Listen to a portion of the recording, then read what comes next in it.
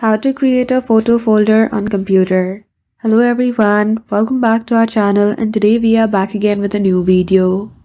So without any delay, let's get into it. For that, firstly create a folder. I'll simply create it on the desktop. So right click on it. From the menu you will see the option of new. Simply click on it. After that, in the next menu click on folder. Provide simply the name of the folder. I'll simply name it as photo. Now to make sure only photos are saved here, right click on the folder, go to properties. Now here in the simple menu, go to the customize option and you simply need to choose the option of file type to photos.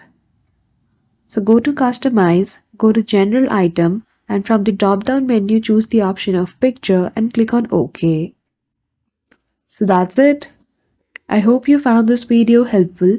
If you did, don't forget to give it a thumbs up and subscribe to our channel for such tutorial. Thank you for watching till the end.